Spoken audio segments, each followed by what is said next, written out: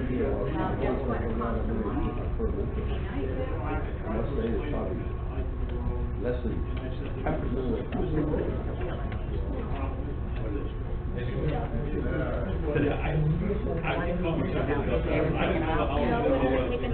Another week, because there's no give in that part of your, you don't have extra skin. I'll call them back, and this is how we're gonna try, and I don't know what we can do. Nothing. The only thing that's changed by the sound of it is the drainage system. That's the only thing that's changed. Did you see those pictures? Okay, calls you again. How you're gonna get this place out of this family room, I built this family room, and the kids used to go into the water on the bicycles. See, it'd be like on an elevator, but it was, you mean, you know, and check it out, and that's the. Oh, you're fucking quiet. Keep yourself out of trouble that way. The chief back then, the lowest all the way back there. Kids that are always on the right. Are you here?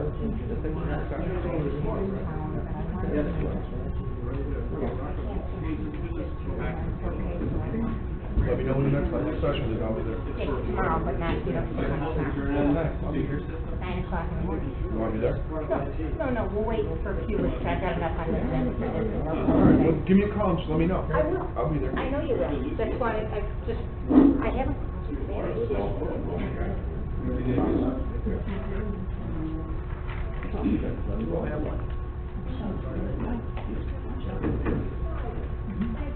Welcome to the May 16th meeting at 6:50, and I believe that's about the time. We are going to have our stormwater report from Wendell Engineers. Thank you.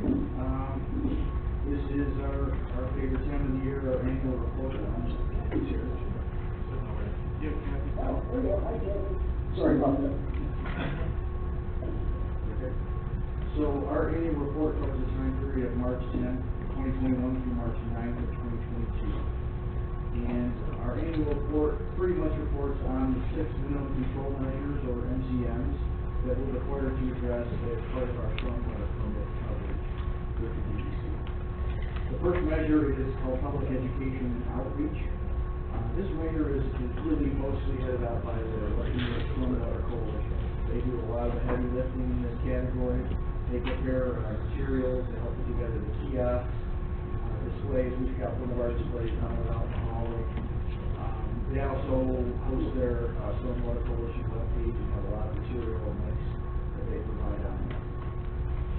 The second measure, MCM2, is public involvement and participation. Again, this is really a lot of the heavy lifting done by the Stormwater Coalition. The way that the town of Wheatfield contributes to that is by having our cleanup events, which we haven't had over the past few years because of COVID, but we just had our soon after. We did already last weekend. So that'll be great. That'll help us account for next year. But it also covers the public meetings such as this one and all the public meetings of the Stormwater Coalition. The third minimum control measure is called illicit discharge detection and elimination. And basically what this covers is we've got 159 maps outfalls. These are places where the town storm system either discharges into another municipality or into a state or county road system or into a waters of the state. So we have 159 mapped outfalls. We inspected 44 of them this year. And what we do is we inspect them in a dry weather. It hasn't rained for at least 2 or 3 days. So usually when we see something discharging out of a storm pipe and it's been dry weather, that's your sign to go and look for either it's a leaky water line or somebody's got a really good connection or procedures to go and track that down.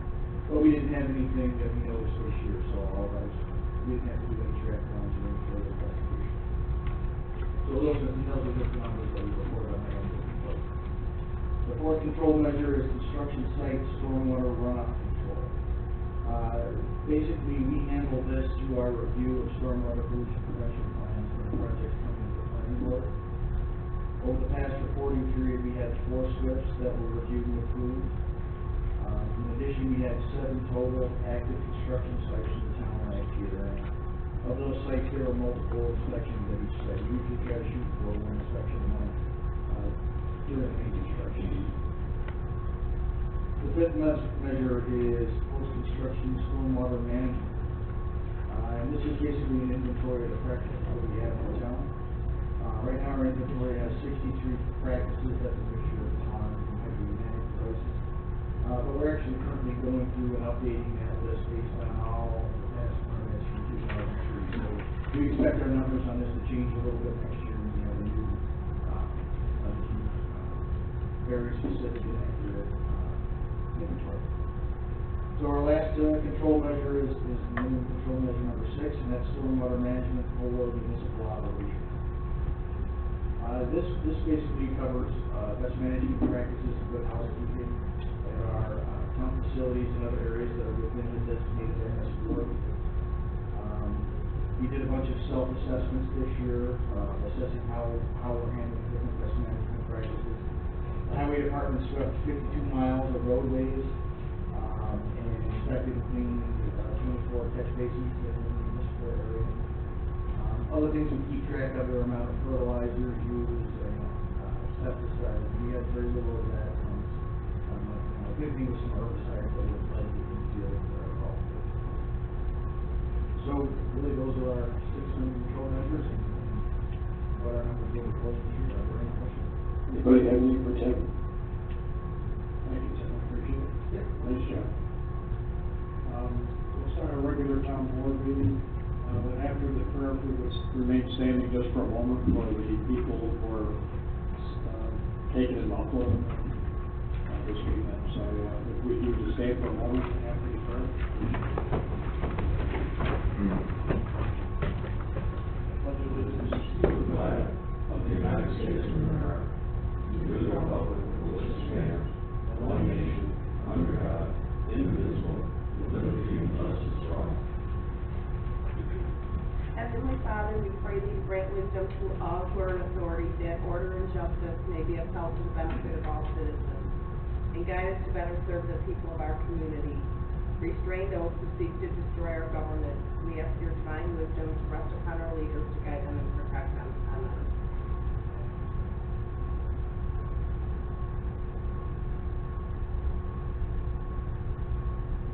Thank you.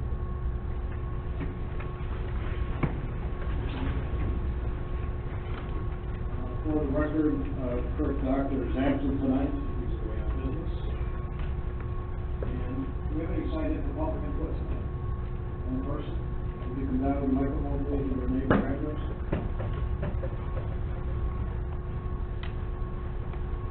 Hi, Michael Goff, 3078 Kruger Road. Michael, that one, call. Goff, No? G-O-U-G-H.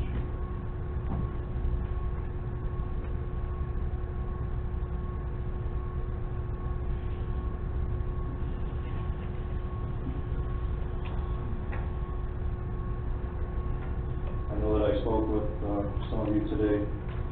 Just figured I'd come down here and make things a little bit more formal. Good evening, everyone. My name is Michael Goff. I'm the owner of 3078 Kruger Road with my wife and 2 young children. I paid $10,000 to have drain tile put into my backyard in the spring of 2019, which is working perfectly. Since mid-July of last year, every moderate or heavy rainstorm overflows my trench and 2 sewer grades on my property, which then backflows sometimes a foot of water or more in my backyard.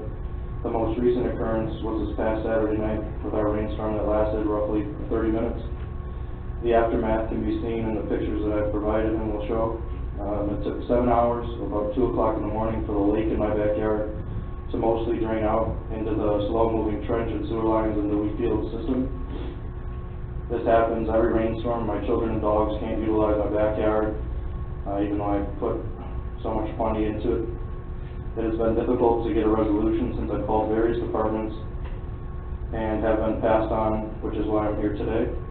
Wheatfield sewer lines are inefficient and need to be altered or replaced, especially near my house, considering it's a 150-year-old property. Standing water is a breeding ground for mosquitoes, which can carry diseases and other such things.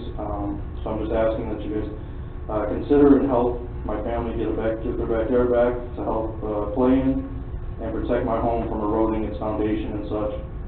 Thank you all for your time, and I just wanted to show some pictures. I know that some of you have them attached. Right, those are the ones from this year. I sent those to you guys, but I also have ones from last July of, again, my yard being absolutely drenched and unmanageable. My dad took out a pool float and was rafting around in the backyard. My system is working, considering when the trenches and the sewer drains are open, the water's allowed to flow out of my backyard perfectly fine. But oftentimes the trenches and sewer drains are draining into my garage area and backflowing into my property, which is where the issue is. Paul, would you like to comment on it first? Well, we did go out, we sewer jetted with our sewer jet at the highway department. We fixed some of the pipes on Kruger, or on Graydon Drive. There was trees and stuff all planted along there, so you know what that turns into. But the pipes were clear. We re-sealed all of the connections of the pipe. We did sewer jet down Kruger Road, could not find any obvious blockages. Sewer jet went right through. I did talk to Richie Donner today. Their sewer jet's a little more powerful. We're gonna try and see if that'll pull more dirt out. I mean, the pipes are open. I can see from one end to the other when I use my mirror, my spotlight. I don't know why it's doing it in the backyard. I'm hoping, when I explained to you today, I think what's happening is, since you connected into the street pipe with your underground drainage, well, once them pipes get full at the street, I think it's backing right up into your yard. Right. And I mean, the water's flowing, the pipes flow full, that's just the way it is there. I mean, and once them pipes are full, they might be going back to your yard, because your yard is, like you even said, it's lower than everybody else around you.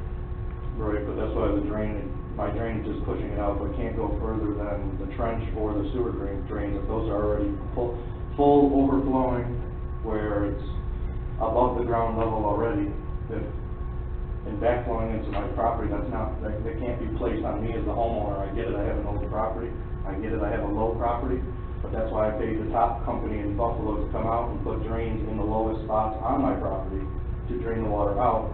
It does the job getting it to the street.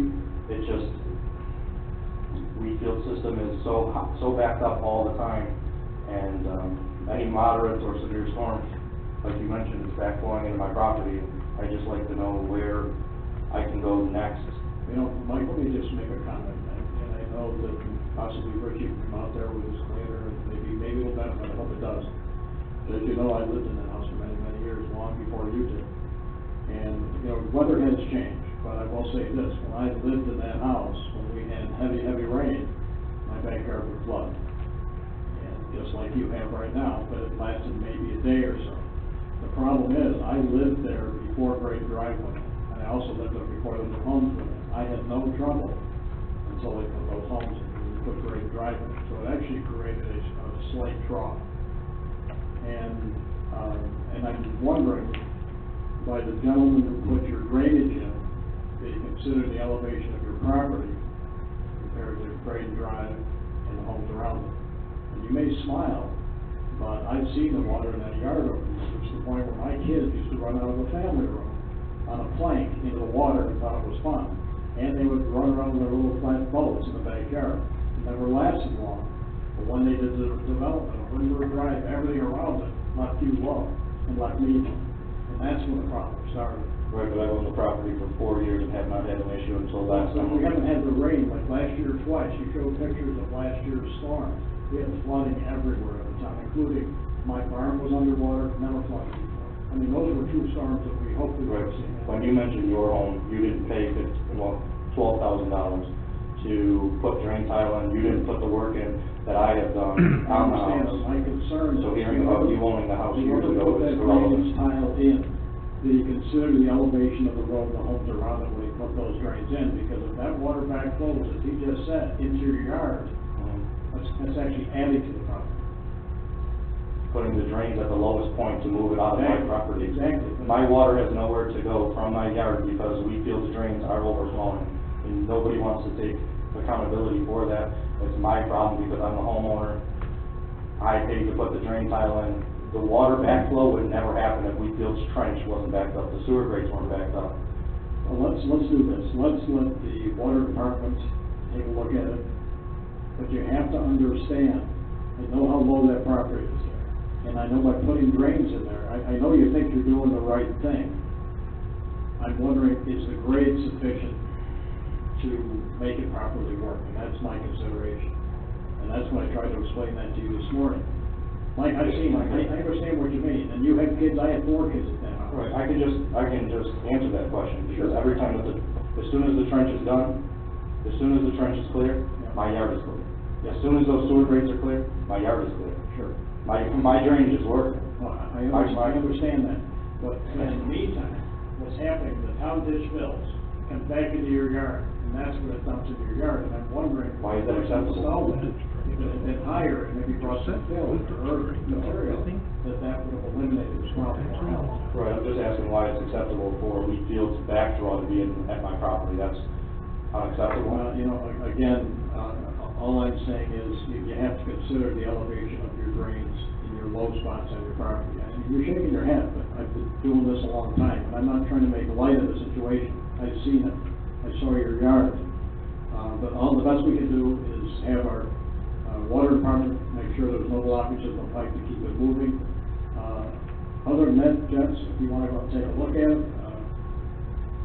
it's up to you. And if we can do something, Mike, I'll let you tell you, if there is something we can do, we will do it in the town's realm. But we can't fill your property. That's something we can't do. We can't, It doesn't need to be done.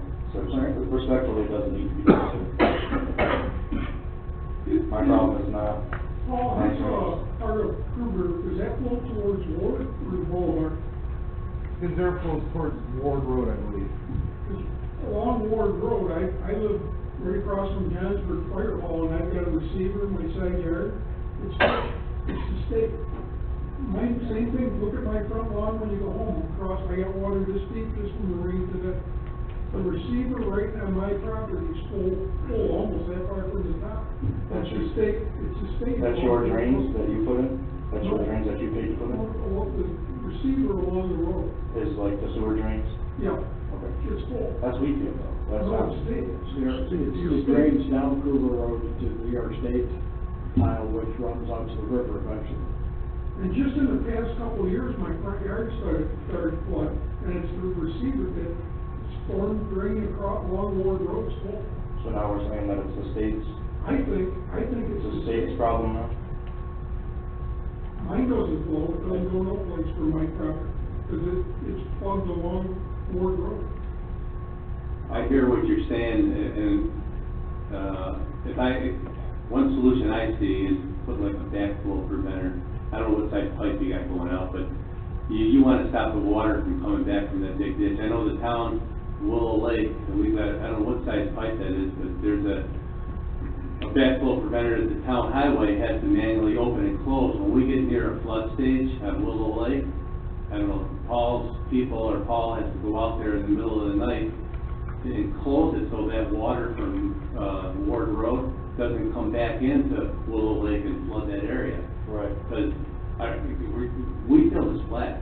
I mean, we don't have hills and valleys. I mean, I think the elevation difference from where you live, when we put the southern drainage in Zuber, was it like 12 inches or 18 inches of relief? It wasn't, it's not multiple feet. I mean, we were talking maybe 18 inches of elevation difference between Kruger Road, when we were getting Willow Lake drained through all that back farmland into the river. That's right. I mean, there's 18 inches of elevation, so when our pipes get full, it's not that it's a bad system, it's just, there's a lot of water, and it's trying to find its way out to the river, or Burpost Creek, or we got all these little, waterways that find their way out to the river, but the system's full. You look at the boulevard, when Sawyer Creek, everything north of Niagara Falls Boulevard flows into Sawyer Creek.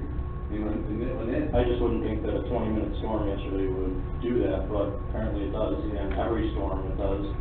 So that's something that's, storm that came through yesterday, I know it was intense for about 45 minutes. My back, I had to get flooded, but it's never flooded. So I mean, it's weird how it came through in that one swatch and hit me, I'm right across from you.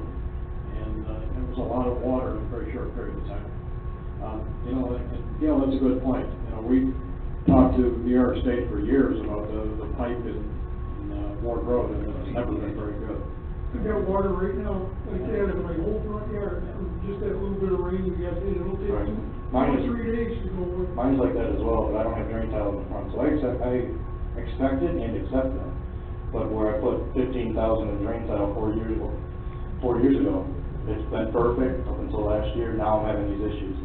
I'm not putting no drain tile in, because I know that pipe's flooding along Ward Road. But anyway, let's take a look at it. How's the southern drainage way? Is that working okay right now?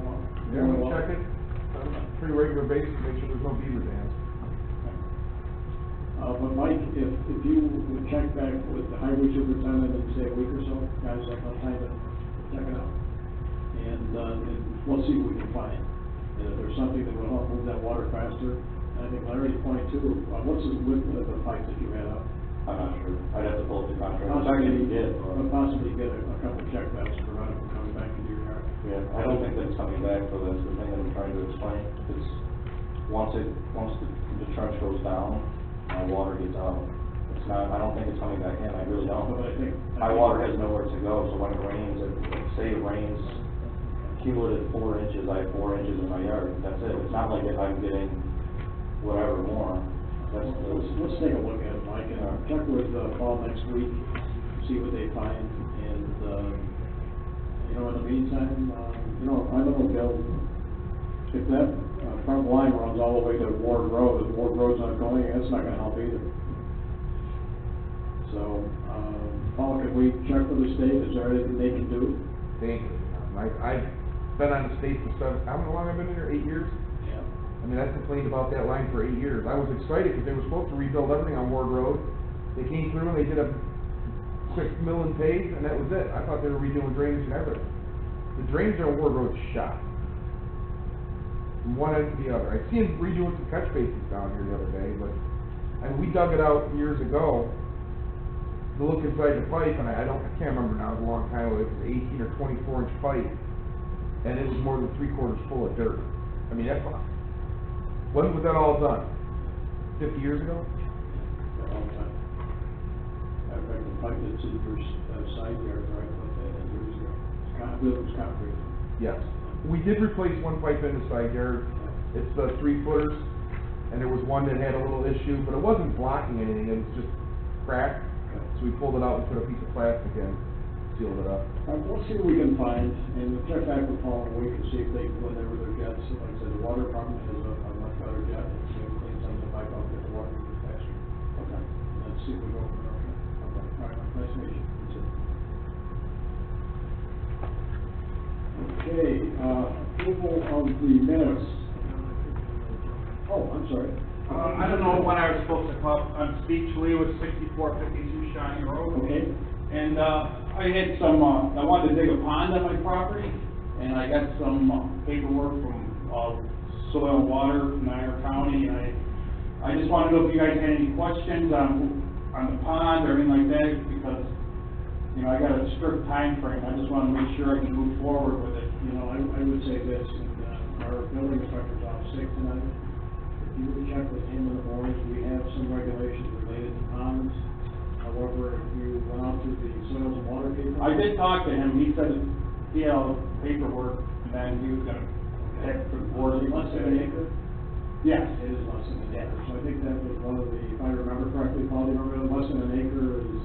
Usually, if it's bigger than an acre, DEC gets involved. If it's less than an acre, DEC doesn't get So, involved. if you get the approval from, the building department, and it's been less than 1 acre, and the design's been approved by the soil and water people in Rockport, I don't think there's any problem at all. Okay, the only issue, from, building inspector, was, he said you guys might request, a survey, but as long as I'm 100 foot away from any property line, I I really shouldn't need a survey, I got 51 acres, I can be flexible and put it wherever you want. So I don't wanna pay for a survey and you guys tell me I can't have a pond and I just wasted money. You know, if worse came to worse, I'm sure Kelly could probably run a copy of a relatively accurate plot of the property. Kelly's our. I got everything from the soil conservation, I got the drain line, but a lot of the pond and Our building everything. inspector needs a plot. Our assessor could run a copy of it in our copy machine. Okay. And hand it right to him when you come in. Okay, Okay, Kelly's right back there. okay, thank you. I appreciate your time. Okay, thank you. All right, that's it for public input? Yes. Approval of the minutes, May 2nd, 2022. So moved. All right, motion and second, all in favor signify by saying aye. Aye. Opposed? Motion therefore carried. And before the next Oh. motion for the bill pay, Okay. I'd like to add, one more bill from integrated systems. It was for the security cameras, and, this is probably, I'm anticipating this is their last invoice, for $4,059.41. I put it through for the bill pay, but, it needed a signature, and, if Kathy could add that. Okay. So let's do this, Larry. Let's do the resolution approving the submittal as is, and then add the $4,059.41. How's that? Okay. Oh, that's fine. That's here. All righty. Approval of the bill payment, May 16th, 2022, voucher number 2022 through. No, Excuse me. I missed some. That's all right. I missed a few of those numbers. Let me say it slower. No, they're not there. Not even on there for you to say slower. Let Go me ahead, give it Kathy. to you. It's 20220328. Voucher number 2022 through voucher number 2022051 with a total amount of $318,390.39. And add to that the payment for the security cameras of $4,059.41. So moved. Okay, a motion No second. and a second. All in favor signify by saying aye. Aye. Opposed? Motion carried. Department heads, Paul Sigmund. Yeah, just a couple things. We have rented a machine. We're supposed to get a new machine, mini excavator. Well, in this world today, it takes forever to get anything, and I want to get my road work started and done. So we rented a machine from Bobcat, basically the same one that we will be getting hopefully in July. We had one day that we couldn't do the road work because another town wanted their machine back their other machine back that I was borrowing. So we took that and we went along a lot of the creeks in town. You can tell your cohort Tim Walk, we went along Burgles Creek, took out, I think, somewhere about 14 different dams. And it was a great test run. I can't wait to get the new machine because we can go into places and not make a mess. When we have that big excavator, Randy knows, they cause a little, not damage, but they're making tracks and stuff when they go through. And our little excavator can't reach to the bottom of the creeks. So I said, why we have this thing and we can't use it for the road work, let's take it out on these creeks that I want to get some of the dams out of. And it worked great. It had just enough reach for it, with a thumb on it. We pulled a lot of stuff along the various creeks, and I know Tim Walk was always worried about that. We're still not done. We still have some more places to dig out, but just want to let you know, I think it's going to work out a good investment when we finally get our own, if we ever, hopefully, if they ever deliver it. Besides that, we started road work. I know most people here don't worry about their chipping, but I always keep up about the stupid chipping. Try to make it around every 2 weeks. Try to make it around every week, but it don't always happen. Usually within 2 weeks, we've covered the town. When we start road work, chipper comes off the road. Chipper's not a required thing by the state for me to perform chip brush on a regular basis. After storms, yes. We pull that off the road, and my guys come and help with the road work. So your brush may sit there. I get people, well, you're supposed to pick it up the day after garbage day or the day before. We haven't done that in 8 years. So if you're going to put it out, please know that it can sit there for a while. I mean, I can take it to some other towns where it sits there for 3-4 months. Our town, I don't think that's ever happened, unless they put it out in the middle of winter. So, when we do start going more of our paving and stuff like that, you wanna put brush out, know in June, July, and August, they could sit there for a while. One other thing I had to say, and it's probably got more to do with about every department in this town. I don't go on social media. I don't Twitter, I don't Facebook, I don't do any of that stuff. And I know people love to get on there and complain and bitch and moan and say stuff that they would never say to your face, but they can say it on social network. You can say whatever you want. I'm not reading it, so if you think it hurt my feelings, you're not. If you got something to say to me, I don't think 8 years, I've not returned 1 or 2 phone calls, and usually it was because it was a mistake or I didn't get the message. I am always willing to talk to somebody, whether it be in person or on the phone. So anybody wants to go out and slam me or any other department or any other politician in this town, you know what, have some guts and try to talk to them face to face, civilly, instead of doing this stuff on computers and the phone. It really got so out of hand in this world. I think that's where a lot of our problems come from in this world. My wife fills me in a little bit. That's why I even know there's something said about me, but I tell her I don't really care. Don't go on there. I don't want to see it. And we all know that Paul's a kind, gentle soul. I'm a peach. I'm talking. Nice speech, Paul, nice speech. No, seriously. I mean, it's gotten so out of hand. It's just ridiculous. But you know, Paul, you're absolutely right, and you have the guts to say it. And you know what? I don't go to social media either. But I hear all of the complaints, and I hear all the people that backstab, that don't have the guts to make a phone call, or come in and see me, or you, or anybody else here. It's a sad state this country's in today. I mean, people don't interact anymore, they don't talk things out. It's very, very sad, and you know what?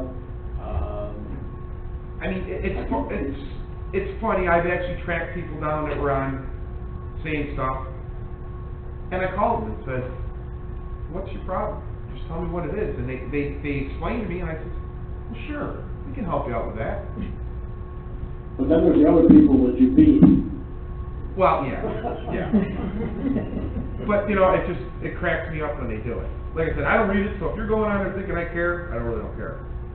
All right, that's all I got. Sensitivity, that's all it knows. Yeah, sensitivity training I never did well in. Paul, thank you. Yeah. You know, Paul, when I got that email today, I got it late on that issue on Jagow Road. Can we talk about that tomorrow? Yes. I know when I first started, I think you and I were over and looked at it. Is that the same spot, but right between the houses there? It's that whole line that runs Right. along Plaza Drive. Okay. So maybe we could talk about that tomorrow when you get a chance. Okay. You know, I don't know why I didn't see it this morning, but I did on my side. Sorry about that. Mike Ronaldo, Recreation Department.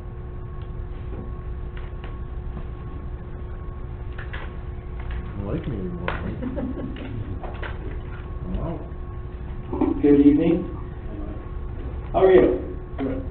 This might be one of my longer reports, so I will apologize on the front end, especially to you since you two releases are so brief. Always a stressful time of year, getting things up and running, getting parks ready.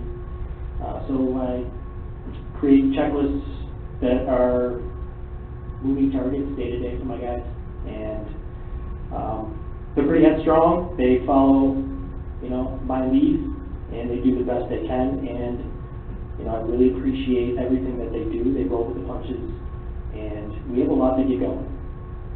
So far, some of the things we've been able to complete, we have the water turned on at the park for the bathrooms, got deep winterized, toilets, urinals, they're all ready for use. Some of our residential areas that we've gotten to, we have 14 cul-de-sacs in town that we maintain in the recreation department. We started cutting a parcel on the corner of Krug Road and Niagara Falls Boulevard, which I believe may be state-owned. I don't really know, but typically looks like crap. And I feel like that it reflects bad on all of us when stuff like that goes down, and even if it's not our responsibility. I talked to Kurt last summer, and he asked my guys to go over and take care of it, and ever since it does look better. So we do like to help out when we can. We also have the signs, welcome to Wheatfield signs on Ward and Nash Road on the south end, that we kind of take care of the parcel there. We also have the campus here that we maintain.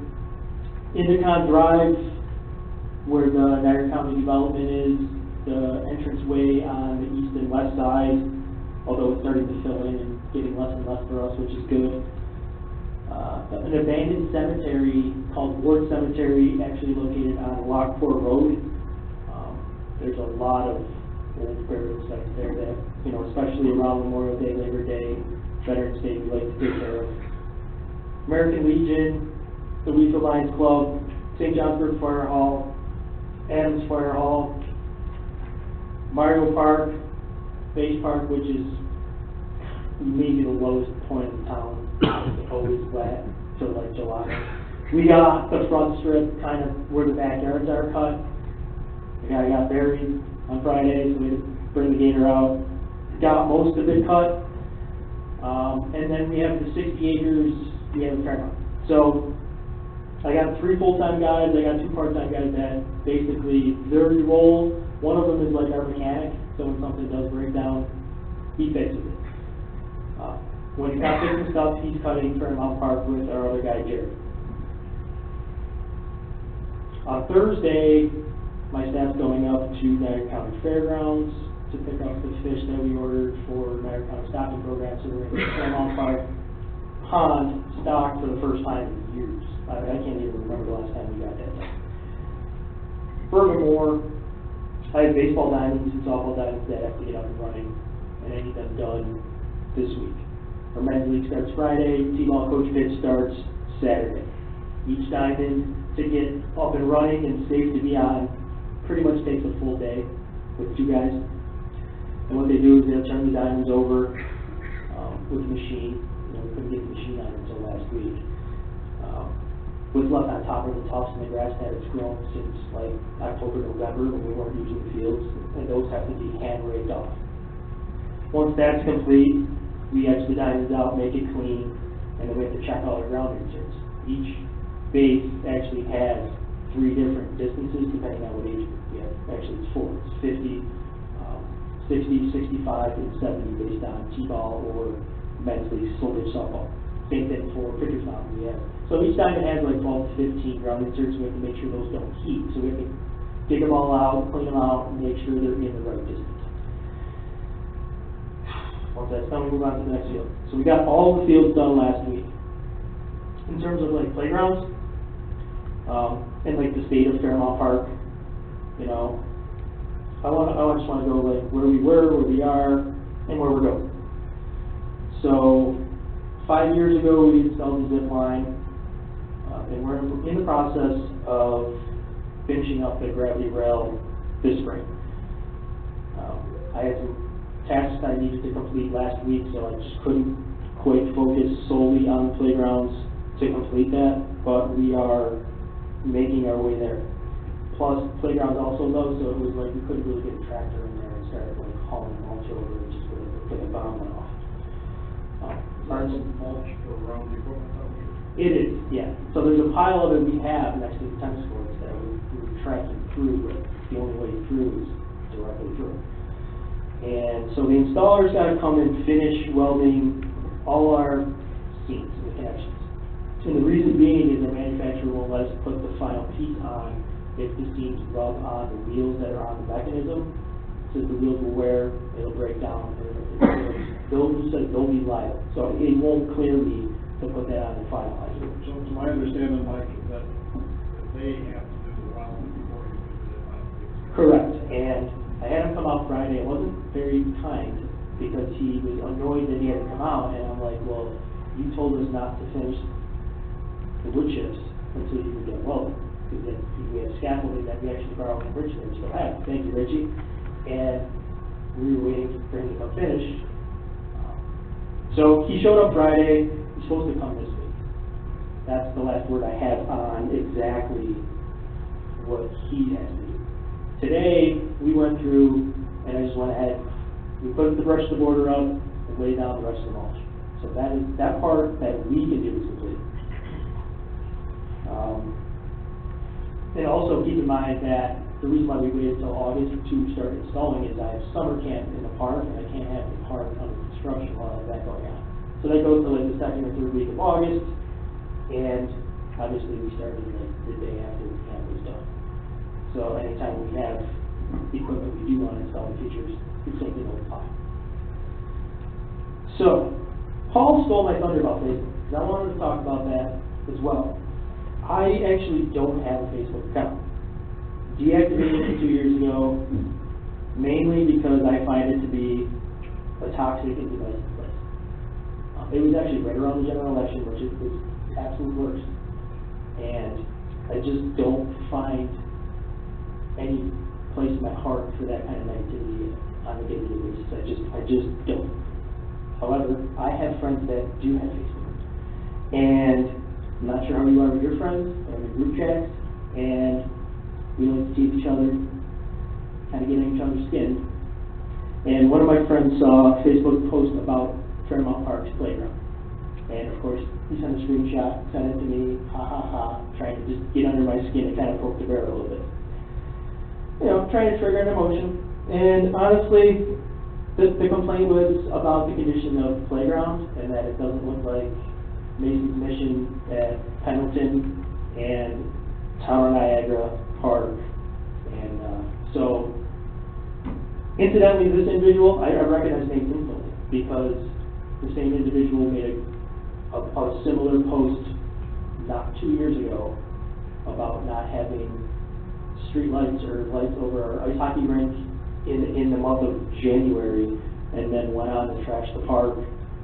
So for whatever reason, he doesn't like his time at Fairmount Park, but he keeps coming back, so that's cool. Like we want people in the park, but it just, you know, sorry that he doesn't like his time here. So instead of my friend actually getting under my skin and sending that to me, you know, it had the opposite effect. It kind of gave me time to reflect, think about the park. You know, it offered me an opportunity to kind of just explain to the town board exactly where we are. So, and I think I mentioned this to you last week when I bumped into you at the clerk's office that, you know, somebody had made a comment, and it's just, I had time to think about it. So Mason's Mission, if you've ever been there, it is gorgeous. It's in the town of Pendleton, and it was fully funded by, you know, crowdsourcing private funding. Total job was north of $500,000 that they raised. And there's a cause, and I don't have that, I don't want to misspeak, but there's a very good cause behind it. So, you know, the surfacing alone was $100,000. That's more than double what we paid for the gravity rail we have right now at Fairmount Park. And, you know, Town of Pendleton didn't fund the project. You know, it didn't come out of their annual budget. And I recommend going to take a look at that. It's a beautiful playground. While you're there, you will notice the baseball and softball fields. Now, Town of Pendleton actually disbanded their baseball and softball programs, and the baseball fields have gone away. They don't maintain them the way we do at our park. Additionally, Town of Niagara receives roughly $40,000 to $50,000 per year to be spent on recreation for greenway money. Town Wheatfield gets $0. We get nothing. So everything that we do comes out of our budget. Our budget that pays roads, fixes water lines, generators, fire protection, everything. So it's like, as a board department, like, we have to be able to divvy all that up appropriately and get things that we need. That being said, 8 years ago, this town board did receive a grant, matching grant. It was a nice 50-50 grant for pathway ADA bathroom. That was like, we spent $400,000 on that project. I'm proud of that project. People use it every day. It's very useful, and we get very good reception for that. I mentioned the zip line that we installed and the gravity rail that we're going to complete soon. Let's face it, it's a decade-old park. It's very old. That is a cemetery smack dab in the center of the playground. Fairmount Park. It's old. When was it built? See, I was looking back and we started that in the 60s. Right, so a lot of our items are going to be older in nature. Doesn't mean they're unusable. Does not mean that they're unsafe. I don't need it. aren't we putting money aside now each year in the recreation? Yeah. We've been doing that, Last year. Last year we started, okay, all right, just hit me. Yeah, I got a line item for that. So, I don't need new shiny toys just because our neighbors to the east and west do. I feel like some of the pictures taken and posted on Facebook were out of context. You could go to any park, residence, office, business, homeowner, and snap any on-context picture and make something look bad. I mean, the park with a $150,000 playground set has baseball and softball fields that are less than desirable. Do I have pieces of equipment that need fresh paint job? Absolutely. No, our park does not look to be in mid-season form. Our goal is to get there in the next coming weeks. I still have places in town I need to cut. There are soft grounds everywhere. Last week was the first time I was able to cut Fairmont Park from east to west. It literally snowed 2 weeks prior to that. Now, I hate giving voice to an individual that complains online. Paul said it perfect. It's just, it can be such a toxic place. And what I think it does is it doesn't lend that same voice to the individuals and families that do come to the park, enjoy themselves, and just keep to themselves. Because we have dozens of them. I'm visible when I'm at work. I associate with a lot of them, and a lot of them are just grateful that we have a playground that is local, it's safe, and it's wide open, that their kids love it. And, who doesn't complain about it are the kids. And to me, those are the ones, that's the demographic that I thrive to please. So I expect the swings and slides for stability every spring and fall. We are not required to track that, but I do keep notes about that. I expect the spring rides, I give them adjustments every spring just to tighten things up if they do loosen up. My plan going forward for this year is to paint the red and blue swing set, paint the yellow and blue swing set, paint the red and blue teeter-totter, paint the blue and green half-moon benches. Now, if those benches look familiar to you, those were actually donated by the Summit Mall. So those were inside the Summit Mall, donated when that closed. The corkscrew slide next to the gravity rail has a crack at the bottom. We are going to pull that out. We also have a straight slide in close proximity on the other side of the gravity rail. That's going to come out too. Now, I would like to add to the playground, so I am seeking a quote on a contract from the manufacturer's Fitness Challenge Series. Now, the best way I can explain what the Fitness Challenge Series is, if you've ever seen the show American Ninja Warrior, it is individual obstacles geared towards being physically active, but for children. So it's much smaller and safer. And what I plan on doing is pointing out the blue monkey bars, placing it there in its place, and using the timbers that are currently constructed on the zip line and the swing set, and basically connecting them together so it's one huge playground set. I will be adding a slide since we're going to take 2 out, but some of our other equipment does have slides, and that I will, again, reuse the borders, and make that set as one big one. So lastly, I would just like to add that, we installed 2 T-ball fields 2 years ago, and installed a 3rd T-ball field while we were installing the gravity rail last fall. It's something because the program was growing, I needed that extra field, so it was a little hard to manage for my guys, but in between rain days and good days, we were able to get that actually completed this spring. We have a thriving baseball, softball program here in Wheatfield, one that I am very proud of. We have over 300 participants registered, and take pride in having best fields in the county. I'm not saying fields take precedent over stuff like playground equipment, but we also have grass cutting and other things to do as well. So, I know. I think I'm sorry for that. All right, Mike, thank you. I don't know, is there any questions? I mean, I said Anybody have any comments or questions? All right. Thank you. Thanks. With a report that lengthy, you could work for Wendell. I'll send over my resume. Okay, Mike was off on a sick day or vacation day. Oh, I'm sorry, Rick. I thought you didn't like me anymore. Oh, I like you a lot. Come on up. What do you got? The only thing I got is we had a major pump failure out at Indicon Park that, we had to replace a pump.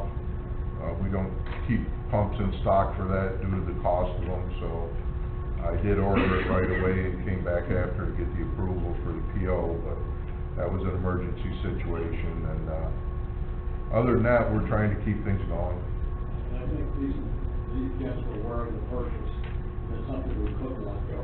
We had to go ahead and replace that pump, so yeah, that was an emergency replacement, absolutely.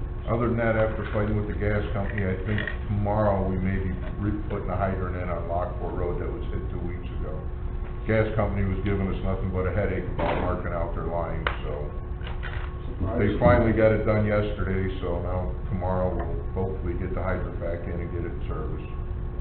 Sounds good, thank you. And maybe next week we'll get on the Nash Road project. We're gonna have to shut, like I told you before, quite a bit of Nash Road down, but we will notify everybody before that happens. Thank you, Rich. Anybody have any corrections tonight?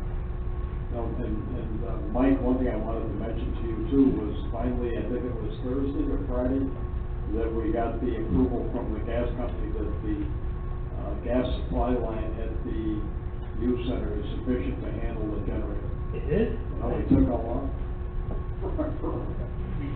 When I started, we were working on that generator, so I mean, we're gonna celebrate when that generator goes in. But anyway, the gas company said it is sufficient, the meter will have to be changed, but, the service supply is sufficient, so I thought that was good news. And thank you to Wendell to, assisting getting the gas company to move. So, the other thing, Mike, is that, the town of, Cambria did a resolution on Thursday night, allowing the town of Wheatfield, town of Heartland, town of Volson, I think there's 4 or 5 towns by resolution to piggyback off of their bids for the use of the paving equipment. And Paul, thank you for your suggestion to go ahead with that. So hopefully, the only thing I want to do, Mike, if we get a chance, maybe towards the end of the week, take some shots, just to see the change, the difference in elevation. And I know you're busy, maybe, we can just check it out. Just curious what kind of preparation it's going to take. Yes, give me a call. Okay, sounds good, thank you. And let's see, where are we here? Constables, oh, did I say Kelly? Come on, Kelly. Kelly.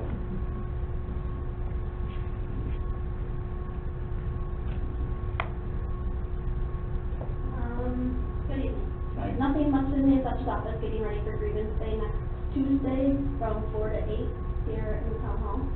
Other than that, just, answering phone calls and trying to help Matt with Article 7 and figuring those things out and everything.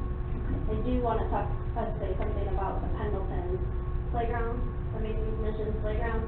Prior to Mason's Mission playground coming into Pendleton, it was the same exact playground equipment that was there when I moved to Pendleton when I was 6 years old. They had nothing, and it's an unfortunate situation. So it was very old. It was very old, yes. Yes, very old. But Mason's Mission, an unfortunate circumstance for that family, had 2 little boys that could not walk or stand on their own, and they had a little sister that always wanted to go to the playground. That's where that whole thing started, where they came up with this handicap playground, and it is an amazing playground, and they did a lot of hard work, but Pendleton is lucky on their unfortunate family situation. The 1 little boy did pass, so a lot of people in the town did give a lot of money towards that playground because of that situation. Okay. Appreciate it. Okay. Anybody have anything for Kelly? Thank you, Kelly. Constables. No report, Don. Good, good work. I thought you had your shot. Twice. The only thing we have on our agenda is our planning board report. So I'll go as quick as I can. The first meeting covered is April 20th. And the first item on that agenda was the site plan for the Paul Properties, the apartment building. Again, we said this numerous times, they proposed to build a 3-story building complex at 2329 Lockport Road. The applicant presented additional material, and the planning board discussed items and asked additional clarifying questions. Based on all the new information provided since December of 2021, the planning board rescinded the previously issued positive declaration and issued a negative declaration on this Mhm. year. No other action was taken that year. Next item was a site plan special use permit for the White Whiskers Senior Dog Sanctuary. The applicant proposes to construct an 1,800 square foot addition to the existing house at 6673 Nash Road. The addition would be a sanctuary for senior dogs and would include kennel areas, common room, kitchen, laundry, and bathroom. The lot is zoned R2 and AR, and the existing building in addition would be located in the AR zone area in which kennels are allowed with a special use permit. The applicant was advised they need to follow the site plan review procedures and provide the required information for review. The public hearing for the special use permit was scheduled for May 4th, 2022 at 6 p.m. No other action was taken. The next item is a sketch plan for Stovia Construction Addition. The applicant proposes to construct 2 additions to the existing building and 1 new structure at 6461 Walmart Road. The front addition is 2,000 square foot, and the rear addition is around 2,500 square foot, which would be accompanied by a new freestanding 4,160 square foot building. Parcel zone industrial 2 and is in the airport zone 1 overlay district. The site is also in the airport protection area. The applicant was advised of zoning and overlay requirements and was asked to review the front setback and parking requirements as well prior to submitting to the fall site plan. No action was required or taken. The next meeting was the May 4th, 2022 meeting. First item on that agenda was the public hearing for the White Whiskers Dog Sanctuary. Public hearing is required by the special use permit was held for the proposed project. Many residents, both for and against the project, were in attendance, and town hall was actually at its capacity. The applicant gave a brief presentation of the project, and the planning board listened to the public comment on the project for the remaining time period. Public hearing was closed, and no action was taken. The next item on the agenda was again the DePaul Properties Apartment Building. As I mentioned at the previous meeting, the positive declarations were rescinded and the negative declaration was passed. The planning board discussed landscaping, notification to residents about the proximity to the airport and associated noise potential, and coordination with Niagara County DPW and Empire Pipeline. Planning board subsequently approved the site plan with those conditions of the planning board and contingent on engineering review. Next item is a special use permit for an auto repair shop at 2121 Lockport Road. That applicant did show up, so the item was not reviewed. Next item was the Markstrom Estates subdivision.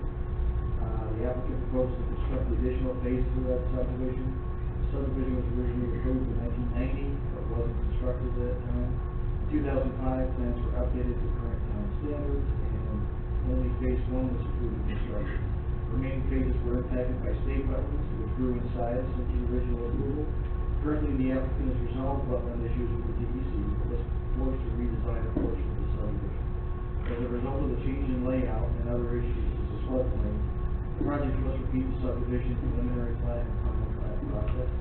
The applicant requested and has received variance from the ZBA to allow minimum lot size that was allowed back in 1990 when it was first approved. The applicant was advised of next steps, which would be finalizing the remaining layout proposed for the subdivision and to start the preliminary plat review approval process. No action was taken. The last item was a sketch plan for Meadowbrook Common. This applicant proposed to construct a mixed-use commercial and residential complex on Niagara Falls Boulevard. It's on the lot that's adjacent to the Niagara Choice Federal Credit Union. The parcel is zone C1 commercial and is in the Niagara Falls Boulevard overlay district. The smaller of the 2 buildings, 7,200 square foot, would be all commercial space. And the larger building, which is around 1,400 square foot, would have commercial space on the first floor and residential on the second floor. The planning board discussed again several items that have been issued to address and resolve the course of the formal site plan, including again floodplain, stormwater management, landscape buffers, parking, and access management. No action was required taken, and that's a summary action. On the boulevard, was there rendering submitted or was just at the early stages? The very last one? Yeah, it was just a sketch plan. I think they had a lot of news to see the mixed use. Yeah, I mean, and that is one of the things that's one of the only ways that residential is allowed in the overlay district and commercial. Right.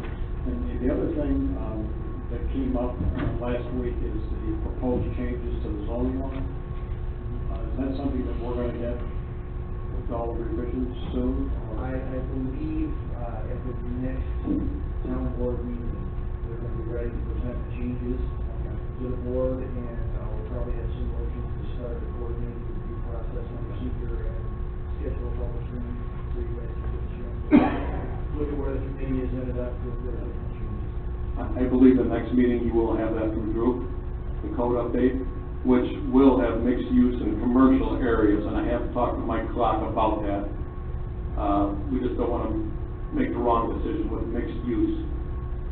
And That's in all commercial areas. right, in all commercial areas, which will be like the overlay district, it'll be mixed use, will be allowed. And I'm still shocked that, a negative deck that it is thought that 84 units amongst Boss, Tool and Die, A to Z rental and farmland, and 84 unit complex is not a positive thing. I'm shocked. Now, I just want you to address something that when you meet, when the neighbors on Lockport Road have people from this complex opening their mail and going through their mailboxes, those are things I have to answer. Sue, I've mentioned this to you also. When I went to A to Z, when he told me about this, he was very upset. He said, when you put Horizon in, I got robbed 3 times. I had to put a fence up and security up. The people over there are very concerned about what we are about to approve. So I'm just airing some concern that we have Boss, Tool and Die, it runs 24 hours. I don't know him to look at him, but I've talked to him on the phone. He just doesn't want to complain 4 years from now. Hey, I'm operating at 2 in the morning, and I'm getting complaints. So these are just some things that need to be addressed. Randy, can I address the box situation? We have told Paul that in their leases, when they pass the leases out to the people, that they have to put in that they're in an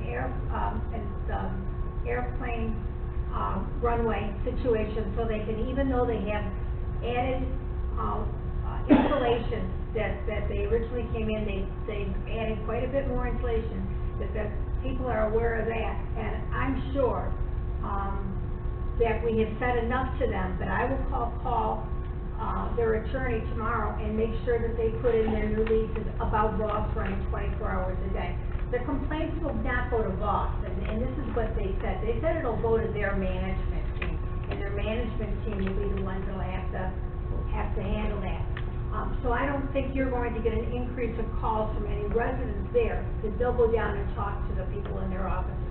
As far as thievery, I can't answer that. I mean, the woman at White Waters, at White Whiskers, had things taken out of the mailbox, and people read her mail and opened it and put it back in and things like that. So I guess if they can do it, they can do it any place. You can't blame it on people that are gonna be living at the hall, you know, so I don't know what to say to that. I hope that we don't have that situation. I guess my point is, Drew Riley is quite well respected in this industry of development, and I've heard him on several occasions say this is a crying for a positive deck. So apparently Drew needs to step back, and because I'm just shocked. That's all I have. Thank you, Randy. Tim, if I could get changes ahead of time before we take any action. Oh, yeah, they're just gonna be basically presented to the town board. We're still gonna have to schedule a public hearing and go through a 60 or a 30-day senior coordinated review. So it's just for them to wrap up and get to where the meeting is at. Thank you, Tim. I appreciate it. On Meadowbrook Commons, it's really adjacent to the Niagara's Choice. They're not doing any more road cuts. Are they gonna be using the same driveway entrances to get in and out, or are they gonna? Yes, there's gonna be a shared access agreement. Okay. Across from That's good. Yeah, Sawyer Creek doesn't need to be cut up anymore. I don't think anybody wants to pay the cost to put Okay. something. That's the same gentleman that owns the plaza. Okay, good. Cemetery. Okay, thank you. All right, Dave Godfrey. Couple comments on solar. You mentioned Cambria last Thursday night. They passed a really good local law to protect the town from the solar battery storage units. It's a three-tiered plan that addresses home solar, commercial, small business, and also industrial. So I'm sure they'd be willing to share that. It was nicely written. Just each town is responsible for their own local laws, but that's a good model. It was really nice.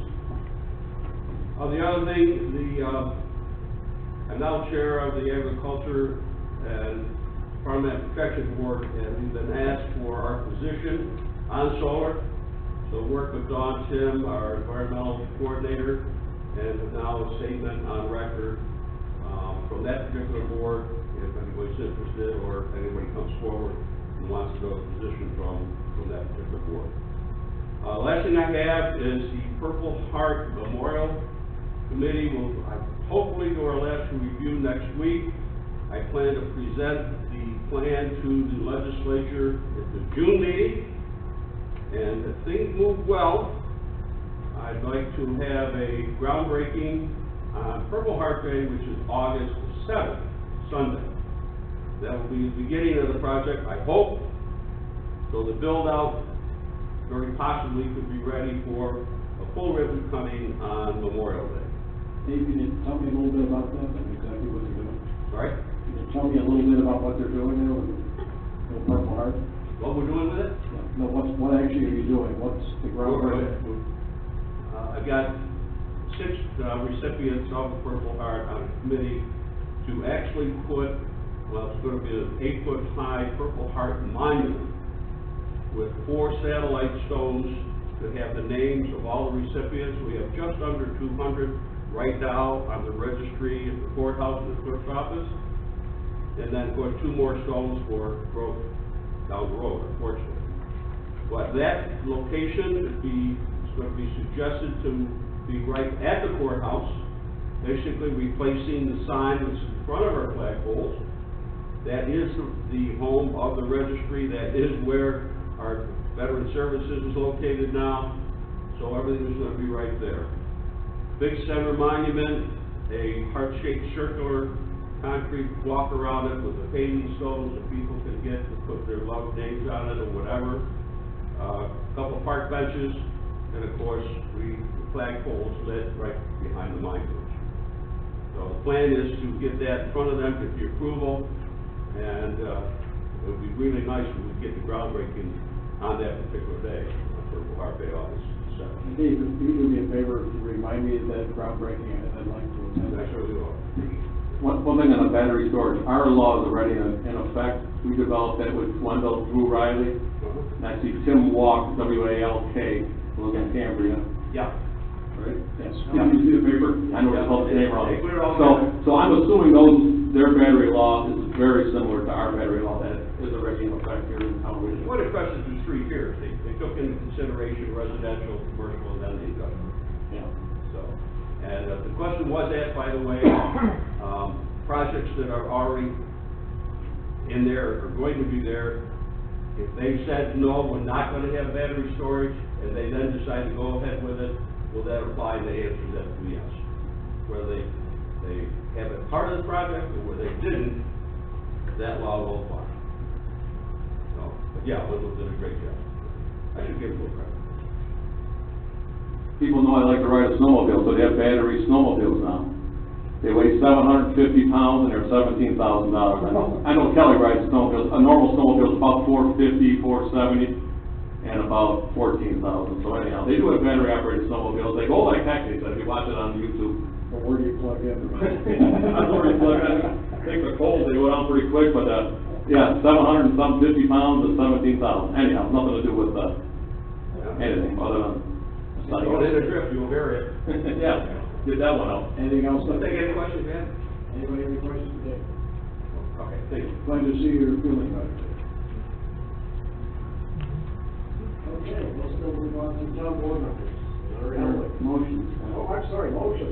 Yeah, it was. Okay. Sorry about that, I'm losing it. Sorry about that. All right, first motion we received from the Constable Department, it's motion resolved to accept the imputed resignation of Roger Thompson as a town constable, effective immediately, and thank and congratulate him for his years of service.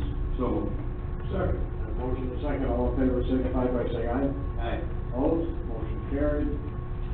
Next motion from the Recreation Department, resolve to hire Sadie Eckler as summer seasonal help park guard and to hire Connor Van Dyke as summer seasonal help for the youth center summer camp, each at a rate of pay and terms pursuant to the job specs of the Recreation Department seasonal help and pending approval of human resources and Niagara County criminal background check. So, I have a motion. I'll make the second. All in favor, signify by saying aye. Aye. Opposed? Motion carries. Next motion, and this is slightly amended from what was in the motion package. Resolve the town board does hereby approve the proposal from Knox Company for 30 Knox key secure supports e-key systems, including 30 Knox e-key 8700 programmable electronic keys, along with other accessories and support pursuant to their quote QT-KA 36858 for a total estimated cost, and here's the amended part, $50,453 without competitive bidding, as they are sole source for these items, and authorizes the use of a portion of the American Rescue Plan Act grant to be used for this purchase. Matt, what was that amount again? $50,453. I'll make the motion. I'll second on the question. Matt, the original quote for that, I don't see the revised quote, but it had a tax amount included. There's no tax, that's eliminated. Yeah. Okay, and the 1 year license is now free? Okay. Yeah, it went up to a 3-year license, and that was the price difference, minus the tax. You read the second? Yes. All in favor, signify by saying aye. Aye. Opposed? Motion carries. The next motion is from the Budget Director, which is amended similarly to approve amendments to the 2022 General Fund and Fire Protection District's budget to provide estimated revenue and budget appropriation for the use of a portion of the American Rescue Plan Act grant to be used to purchase 30 Knox Key Secure Support e-key systems, including 30 Knox e-key 8700 programmable electronic keys, along with other accessories and support as follows, and throughout that, the amendment to that number is now $50,453. so moved. Second. A motion and a second. All in favor, signify by saying aye. Opposed? Motion carries. And we had a supplemental motion from the Recreation Department that came in after the original motion package was put together. It is to hire Cole Kish for the summer camp at the youth center at a rate of pay and terms pursuant to the job specifications of the Recreation Department seasonal help and pending approval of a human resources and Niagara County criminal background check. Do I have a motion, please? So. Second. Motion and a second. All in favor, signify by saying aye. Aye. Opposed? Motion carries. And that is all the motions I have. Thank you, Matt. Board members, Larry Hellwig. A couple of items. I know Tim mentioned in his water report about the Liberty Drive cleanup. It was the 30th year of doing that. I know we had 2 years off because of COVID, but we had more scouts, maybe because we had 2 packs, 833 from Adams and 824 from Cambria. But we had over 32 scouts there. It was unbelievable. And sewer treatment plant provided a dumpster. Didn't look like there was that much trash, but they just about half filled that. You figure everyone's carrying around one big, 40-gallon trash bag, and they filled almost all of them. So it was a good trip. Precious Plate for the 2nd year doing this with them stepped up to the plate, and they provided donuts, vests, grabbers, drinks. And just about anything they needed, gloves, and they made donations to the Cub Scouts. I think 2 or 3 years ago. They're going to do the same thing again this year. They really appreciated the help. The Liberty Drive looks pretty good. I know Paul had went by and probably picked up the 8 or 9 tires that they stacked down. Actually, County Sewer delivered them to me. Oh, they did? Yeah, worked out great. But you have to keep after places like that. If people see something getting trashed all the time, they're going to keep putting trash there. So it's a good little gesture to keep doing that area. And hopefully when I'm not on board anymore, someone's going to pick up and do that. But we've been doing it for 30 years. What are you going to do for donuts? They supply them. You used to buy donuts. You don't need to be a councilman to organize that. Okay, you can just stay on. Is that a motion? No, you just organize it. No, I need a So motion. you kick off. Thank you, precious lady. Yes. The other thing I have, about a year ago, supervisor's office, Don sent me an email, and this is, I guess, good news, about EV chargers for electric cars. And we've talked a lot about electric cars and stuff, but, Don, passed the buck and had Larry look into, what these people do. And I sent them emails over a year ago, and, they're just getting back to me a couple days ago now. I don't know what the big hula is, but, electric cars, I guess, are on the agenda. But U.S. Energy Solutions, and they said they were gonna be able to put 2 charging stations. For all the electric cars we're gonna have 2 of them, at Town Hall. I guess I'm just asking, before I start getting into email conversations with these people again, is the town hall, town board still in favor of getting 2 of these put in? I think we should, and if I remember correctly, there is no real cost to this. It doesn't sound like there's a real cost, but they keep telling me there's grants for this, and when I talk to the people, and I think they're near Washington DC, they make it sound like, Mr. Helwig, you get grant money for, almost all the costs. I said, wait a second, you're saying almost all the costs. My supervisor and everybody's telling me that this thing was covered 100%. Well, it should be. I said, no, I want words that say it is, or, so it sounds like it's gonna be 100% covered. But then the electrical bill is probably gonna be on our dime. But, and then they're saying that some of these charging stations have credit cards. You have to put a credit card in to use them. And then the town, whether they go through the clerk's office or not, but if, someone wants to charge their vehicle and it takes 3 hours or 4 hours or whatever it takes, their credit card gets charged, $20, $30 or whatever that transaction is. The town gets a portion of that. So that's something to look forward down the line if it ever comes. But before I can engage with too many more conversations, it just started up a couple of days ago. I just wanted to make sure we're all on the right.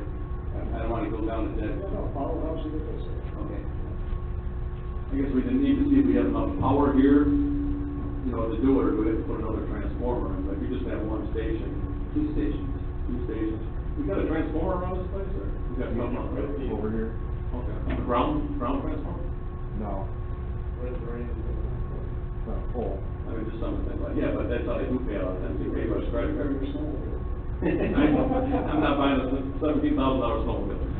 Oh, down the road, the building department needs another town vehicle. Maybe the next one will be electric, and we'll be able to plug it in. There's a couple of them. Yeah, Okay, that's it, right? that's it. Yep. Got some correspondence from Burkle's Fire Hall. Burkle's Fire Hall would like to add Barbara Lenning, Craig Lenning, Phil Richardson, Luke Sutherland, and Selena Woods to their active roster. They'd also like to remove Ellen Doyle, Angela Lafrio, Heather Zuccari from their active roster. And I'll make that motion. I'll second. A motion to second, all in I have a favor? question. Aren't some of these already members at Adams? The last 3 are members of Adams that they'd like to remove. Oh, okay, you had another motion to remove from Adams. Yeah, Yeah, the last 3 are the ones they want to remove. okay. Okay, we have a second, all in favor, signify by saying aye. Aye. Opposed, motion carried. That's it. Thank you. Where is that, Randy? Back to that Plaza Drive pipe, some of these things resurfaced, we talked about that probably 7 years ago. Do we have a grant writer that's kind of on call? Is that a chance that we could look at this, give an estimate, and try to get from Wendell, get an idea, and get a grant possibly? Is this That metal pipe that's over behind behind. I believe it's a 72-inch or bigger. Runs from Cuba Drive all the way to Lancelot Drive. It does go down, there's a breaking point where, I don't know if Jago's a breaking point or not, but I think there's a breaking point in there, and it flows some towards Cuba Drive, some towards Lancelot. But, I mean, the pipe's 50 years old. The whole issue is, it's not on town right away. We have no drainage easement for it. This was put in 45 years ago. So, talking about easements, if you guys remember Ron Moore, he took an easement for the town, and one of the things that you had mentioned this morning about that ditch over off the Jago, you something we should be looking into again to get someone that maybe a retired person to get easements for us? Because, you know, Ron Moore did a heck of a job. He helped me with the Nash Road drainage project. I know you don't have people that can do it. I do. But in order to get on a piece of property, we're gonna have to get easements, even if it's a temporary easement that we go for.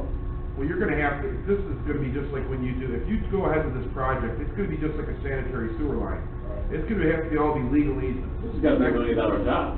Oh, yeah. This ain't gonna be a $100,000 job, and this is not something that we can do in our department. A lot of this pipe work is like 3 feet off in front of these buildings. I understand that, Paul, but one of the issues you had mentioned on the one on Dagon, he's gonna need easements. Who gets the easements, you? Who got them when they did the sewers in the town? Well, I think Grateful? there could have been the engineers. Engineers.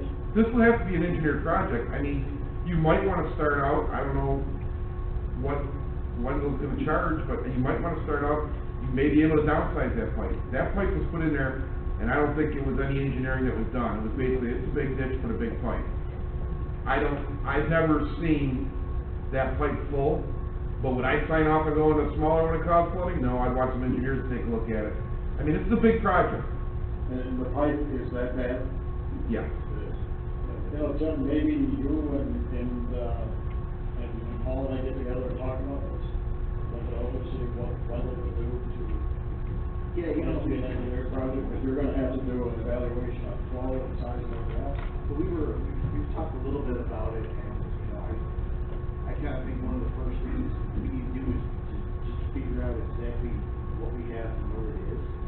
And I was gonna ask Rich this morning, but I forgot, our camera, your camera, And not in a 6-foot pipe. is that big enough to go through? It's not made for a 6-foot pipe. It's made to go up to, I believe, 24 inch. So I guess, you know, we were thinking maybe one of the first steps is looking through whatever kind of plans we can find, figure out exactly what's there, and figure if it's worth getting a company to telephone. I mean, that's fine, but Paul has already made the determination by looking at the pipe, its history. I think we're gonna look at sizing, maybe it doesn't have to be a 72, flow, you know, floodplain, everything are affected, and it's gonna take some engineering. In the meantime, maybe check with Connie Minor to see if there's any grants available. You and I and Paul get together, and anybody else will be welcome to question. I know you can line sewer pipes, and then you cut a tap in, like for all the coming in. I just don't know if that's even the case, because you got sediment on the bottom, and how do you get a good line? I don't know, you know a lot more about that stuff than me, but I mean, That's a possibility too, you know, if it can be flushed, you know. you can plug in a line. Oh, yeah, does it have? How do you flush a 72 What is inch up on the line? bottom? Rebate hose. Get the rain we had last July. No, I don't know if you can line it, or if you can put a smaller pipe inside of it, and then just cut all the taps in, or, you know, like all your yard drains and stuff. I don't know, but you're probably the guy who will look at it with Paul. Well, Don, you too, obviously. But I mean, it's a big project. Oh, yeah. Let's put that on your checklist of things to look at, okay? Because the next thing I'm gonna also start to collapse, and I'm small enough, you can fit through yeah, it. we can look at it, try to maybe, Monday next week, if we can take it out. You're gonna be off next week? Oh, we're gonna be here. I'm here. Hey, Don, you can just carry a camera and walk through it, can't you? Well, I was gonna see if we had somebody who wanted to do You that. can stand up, right? No problem. Maybe just tie a rope around my ankle. Jump me in. I don't have a walker, yeah. And one other thing, you'll be involved in this comment too, is Kurt wanted to walk over around Fairmont yesterday because just to look at the drainage, and you talked about paving and all. So I met there with Gil yesterday at 9 o'clock, and we walked around, and there's a drainage, obviously, there's a drainage problem there. But Paul, before you pave Stieg and the shoulder on Stieg Road, because that's got corrugated metal coming into the park, that's rusted out, I really think Rich, Mike, Paul, Tim, and anybody up here, we should get over there for an hour, so in an hour, we could walk. If we put a crown in that lot, we're gonna push water to the east, there's going to be no drainage. I think everything goes to the pond, but is there an overflow in the pond? We need to do something. The walking path on Sunday at 9 o'clock was 15 hours after a rain event, and there was still 2 inches of water on it. We need to get some type of drainage there. I know we don't have a lot of pitch, but there's gotta be something we can do. And I know Kurt can't get out of work, I sneak out of work, but I can sneak out if we could set Friday at 11:30. I don't know what you guys, but maybe we're all here. When can we meet over there? 7:30 in the morning, 11:30, 11 o'clock? Is there ever a time that we could all meet over there and, before you not waste any money on blacktop, but you know, there's a catch basin, I saw one yesterday. If that's the case, then you gotta stuff a piece of polyethylene pipe out of there and pave Steve in the shoulder there. But we need to look at drainage over Not to there. interrupt, but one of the things that we didn't know, was anybody, we talked about the Washington, and, you know, we had a really large amount of rain in a short period of time yesterday. But that water does dissipate quickly. One of the bad areas that we talked about, Paul, was right by Steve, and one place that we couldn't, I had 2 witches on it, but we couldn't do more, is to run a receiver or a drain from there into the Steve road line. Is that still part of your plan?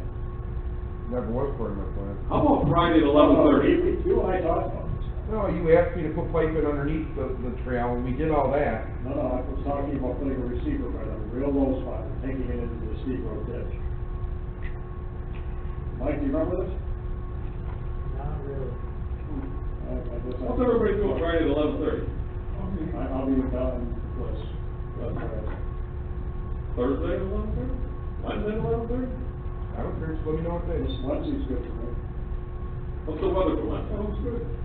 Sunny. Always sunny in the week. Whoever can make it, we'll meet over there right out by Steve and take a walk for an hour. We walked the whole place in 45 minutes yesterday. Wednesday at 11:30, you guys good?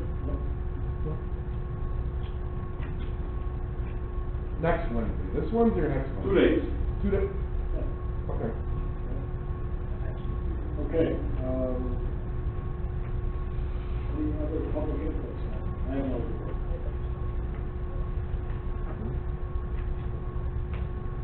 Next meeting is June 6th, 7 o'clock. Bid openings for your water tower, and the regular town board meeting. I'd like to make a motion to executive session. Susan, at 10, and Mike, if you could stand by for, hopefully have a quick executive session with Susan on 2 personnel matters, that will be the town board at 10. Motion for executive session. Second.